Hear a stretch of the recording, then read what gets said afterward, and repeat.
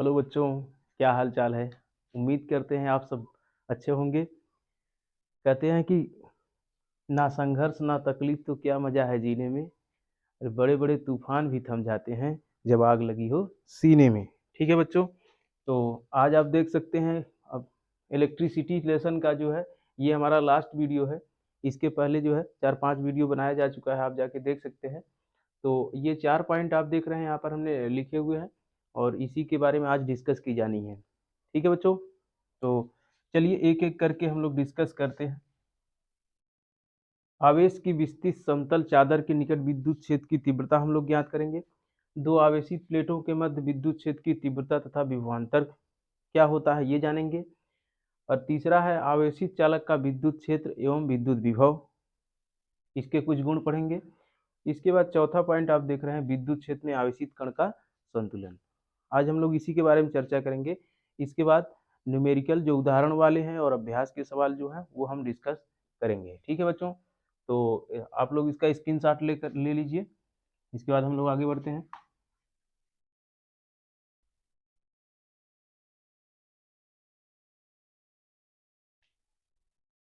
तो पहली हेडिंग है बच्चों, आवेश की विस्तृत समतल चादर के निकट विद्युत क्षेत्र की तीव्रता। ठीक है ना, तो चलिए एक आवेश की विस्तृत समतल चादर है।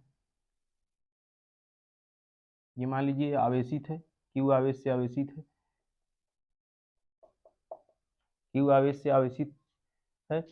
और इसका एरिया जो ए है, मान लो इस पर क्यू आवेश दिया गया है और एरिया इसका ए है। तो इसका आवेश घनत्व क्या होगा बच्चों?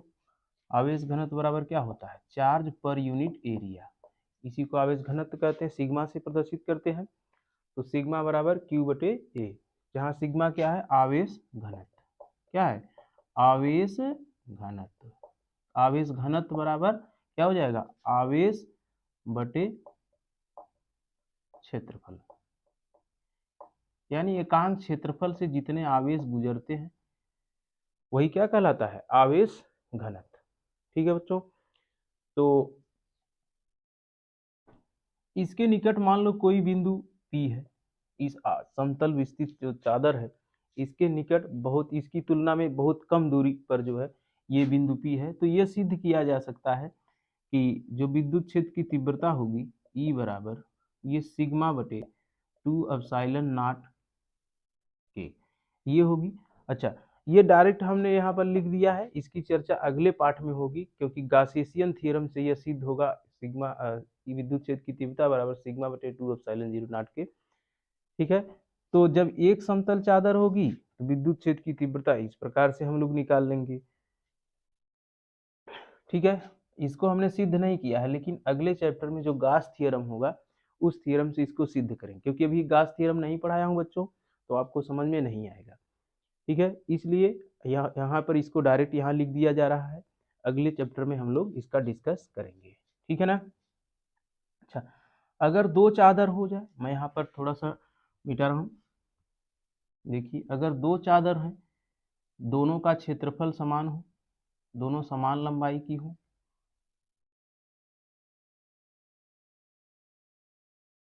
और दोनों को समान मात्रा में आवेश दिए गए हैं, तो इन दोनों के कारण जो है बिंदु P पर विद्युत क्षेत्र की तीव्रता क्या होगी बच्चों? मान लो ये बिंदु P है, बिंदु P यहाँ पर है, तो दोनों पर समान आवेश दिया गया है सॉरी, और समान क्षेत्रफल के हैं, समान लंबाई की हैं, तो इनका आवेश घनत्व भी समान होगा, यानी सिग्मा बराबर क्यू अपान ए दोनों के लिए होगा। तो इसके पहले एक समतल जब चादर थी बच्चों तो हम लोग देखे थे, एक समतल जब चादर थी हम लोग देखे थे कि विद्युत क्षेत्र की तीव्रता जो होती थी सिग्मा अपान 2 एप्सिलॉन नॉट के ये होता था। अभी ये दूसरी हेडिंग चल रही है, इसको ऐसे ही सिद्ध करेंगे क्योंकि इसकी चर्चा गासेसियन थ्योरम यानी गास वाले पार्ट में, दूसरे पार्ट में होगा। तो ये इस चादर के निकट जो है यानी बिंदु P पर विद्युत क्षेत्र की तीव्रता इस चादर के कारण ये हो जाएगी, इसको E1 नाम दे देते हैं। और इस समतल चादर के कारण जो होगी, ये जो प्लेट आप देख रहे हैं ये वाला, ठीक है, इसका नाम रख दें प्लेट ए प्लेट बी। हालांकि दोनों को समान मात्रा में आवेश दिया गया है, दोनों का क्षेत्रफल भी समान है, तो इनका परिमाण भी लगभग परिमाण भी सेम आएगा। तो ये आ गया, मान लो इसके कारण बिंदु P पर विद्युत क्षेत्र की तीव्रता E2 है और A के कारण विद्युत क्षेत्र की तीव्रता E1 है। तो परिणामी क्षेत्र की तीव्रता क्या हो जाएगी बच्चों, यहाँ से निकाल लेंगे हम लोग, E बराबर E1 प्लस E2 से, ठीक है। तो यहाँ पर हो जाएगा सिग्मा अपान 2 एप्सिलॉन नॉट के plus sigma upon 2 epsilon not के। उम्मीद करते हैं यहाँ तक आपको समझ में आया होगा, ठीक है बच्चों। तो इसको जोड़ेंगे तो क्या मिल जाएगा हमको, दोनों एक ही चीज है, तो जोड़ने पर क्या हो जाएगा, देखिए ये हो जाएगा आपका सिग्मा अपान 2 एप्सिलॉन नॉट के। तो 2 से 2 कट जाएगा बच्चों, तो क्या आ गया आपके पास, E बराबर सिग्मा अपान एप्सिलॉन नॉट के। अच्छा, यहाँ 2 कैसे आ गया, तो यहाँ आप देख रहे हैं कि इनका हर बराबर है, तो क्या हो जाएगा, अंश जुड़ जाएगा। तो एक सिग्मा ए मिलके 2 सिग्मा हो जाएगा। तो यही लिखा गया है, 2 सिग्मा बटे 2 एप्सिलॉन 0 के। तो 2 से 2 कट गया बच्चों, ठीक है ना। तो यहाँ तक आपको बात समझ में आई होगी, ठीक है ना, यहाँ तक आप नोट कर लें। इसके बाद अगला हमारा पॉइंट था बच्चों कि आवेशित चालक का विद्युत क्षेत्र एवं विद्युत विभव। तो चलिए उसकी भी चर्चा कर लेते हैं, तीसरे पॉइंट की। मैं इसको रब कर रहा हूँ।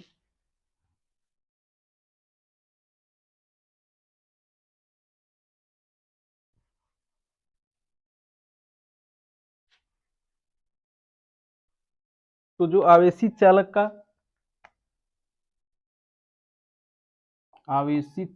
का विद्युत, इसको मिटा दूं बच्चों,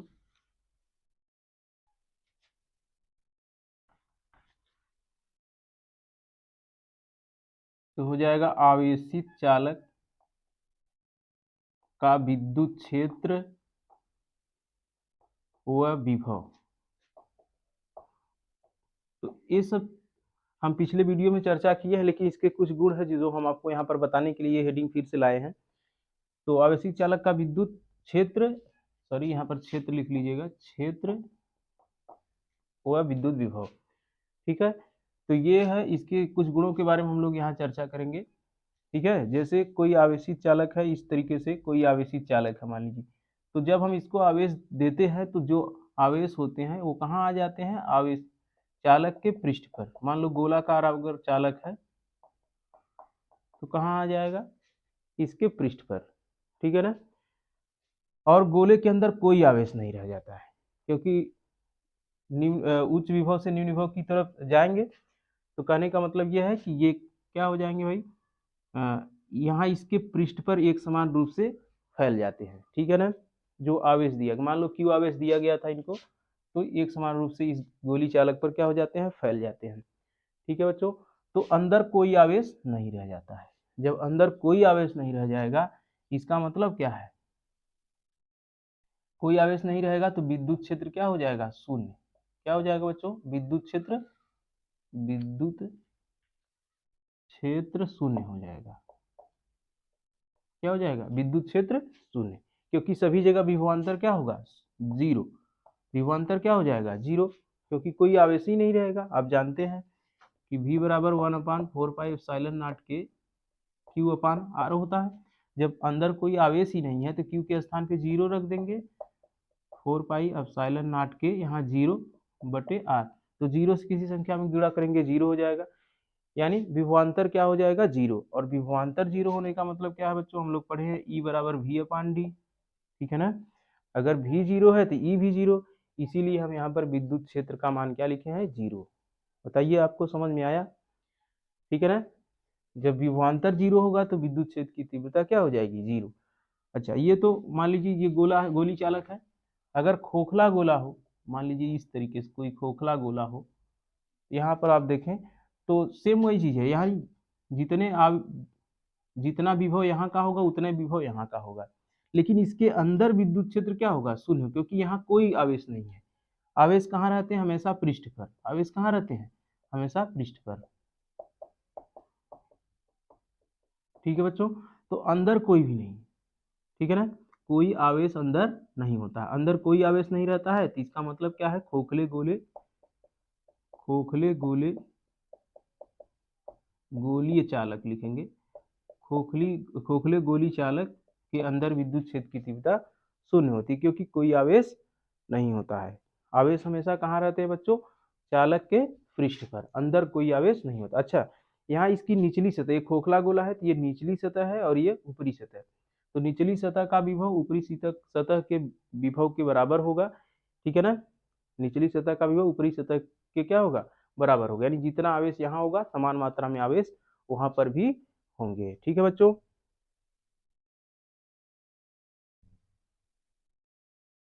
ठीक है बच्चों, तो आपको समझ में आया होगा। यहाँ पर हमने कुछ बिंदु लिखे हैं। आवेशी चालक के अंदर विद्युत विभव हर जगह समान होता है। जो आपको यहाँ पर समझाया वही चीज लिख दिया गया है, तो आप लिख लेंगे क्योंकि समझा दिया हूँ, ठीक है। लेकिन आप नहीं लिखेंगे तो हो सकता है बाद में भूल जाए, इसलिए नोट्स बनवा रहे हैं तो आप लिख सकते हैं। यहाँ पर हमने यहाँ पर लिख दिया है, आवेशी चालक के अंदर विद्युत विभव हर जगह समान होता है। तो आप देख रहे हैं विद्युत विभव क्या होगा? हर जगह समान होगा आवेशी चालक के अंदर। क्यों? क्योंकि चालक पर क्या होते हैं? आवेश उसके पृष्ठ पर होते हैं, इसीलिए देखिए यहाँ पर लिख दिया है, आवेशी चालक का संपूर्ण आवेश कहाँ होता है? हमेशा चालक के पृष्ठ पर होता है। तो जब यहाँ आवेश है ही नहीं है तो विभव क्या होगा? जीरो होगा। अभी आपको समझाया यहाँ पर, ठीक है ना, कि विभव क्या होता है? 1/4 पाई एप्सिलॉन नॉट के क्यू अपान आर, यही होता है विभव। तो जब यहाँ जीरो रख देंगे, आवेश कुछ नहीं है तो आवेश का मान जीरो रख देंगे तो भी का मान भी जीरो हो जाएगा, ठीक है ना। इसीलिए आवेशित चालक का संपूर्ण आवेश कहाँ होता है?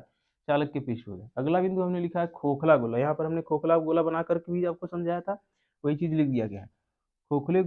खोखले बंद चालक के अंदर विद्युत क्षेत्र सर्वत्र क्या होता है? शून्य होता है, क्योंकि जितना विभव यहाँ का होगा उतने विभव यहाँ का होगा, लेकिन यहाँ खाली जगह जो है वहां पर कोई आवेश नहीं होता है, ठीक है ना।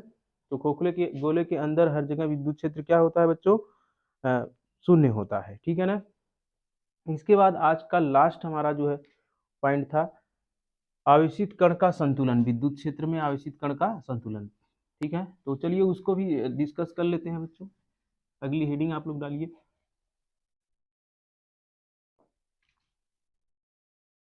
विद्युत क्षेत्र में,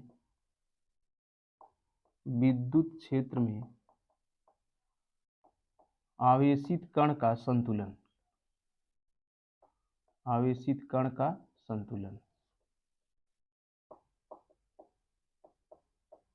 विद्युत क्षेत्र में आवेशित कण का संतुलन, ठीक है बच्चों, ये हेडिंग है।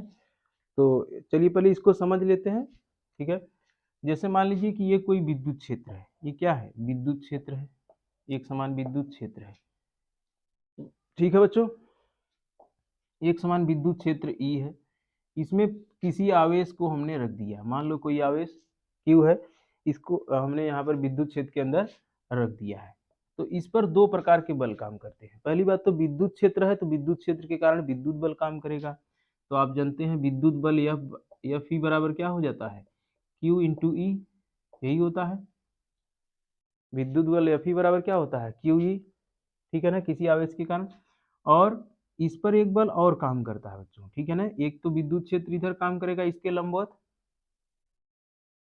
विद्युत बल विद्युत क्षेत्र के इधर लंबवत काम करेगा, और एक जो है ऊर्ध्वाधर नीचे की तरफ जो है, नीचे की तरफ एक बल काम करता है, उसको गुरुत्वीय बल बोलते हैं। क्या बोलते हैं? गुरुत्वीय बल। तो गुरुत्वीय बल mg होता है, आप जानते हैं। तो ये जो है QE होगा और ये क्या हो जाएगा? mg। अच्छा, ये इसमें संतुलन की अवस्था में तभी रह सकता है जब यह QE का मान mg के बराबर हो, ठीक है। अगर QE का मान mg के बराबर नहीं है तो संतुलन की अवस्था में नहीं है, ठीक है। अर्थात कहने का मतलब क्या है? QE बराबर हो जाएगा mg,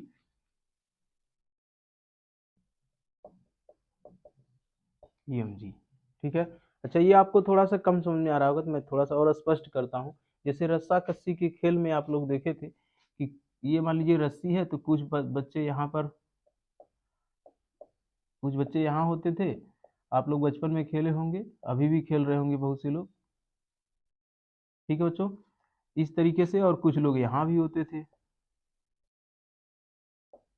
ठीक है ना, इस तरीके से होते थे। तो अगर इधर भी समान दोनों खींच रहे हैं एक दूसरे की तरफ, जैसे मान लीजिए ये लोग अपनी तरफ खींच रहे हैं और ये अपनी तरफ खींच रहे हैं, तो क्या होता था कि जिस जिस ओर ज्यादा बल लगता था रस्सी उधर खींच जाती थी, ठीक है ना।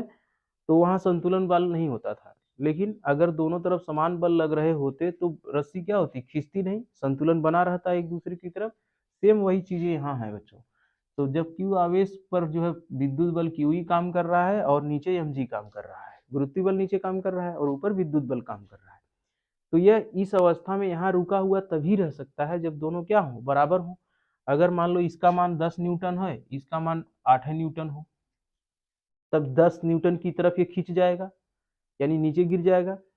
और इसको भी अगर 10 कर दें, बराबर कर दें, 10 न्यूटन इसको भी कर दें और 10 न्यूटन इसको भी कर दें, तो क्या होगा, नहीं गिरेगा, संतुलन की अवस्था में बना रहेगा। तो यही है आवेशित कण का संतुलन जो है बच्चों। इसका मतलब हम लोगों ने यहाँ पर निकाल लिया क्यू ई बराबर एम जी। कितना आ गया, क्यू ई बराबर एम जी। तो यहाँ से यह बराबर ई बराबर क्या हो जाएगा बच्चों, एम जी बटे क्यू। क्या हो जाएगा, एम जी बटे क्यू।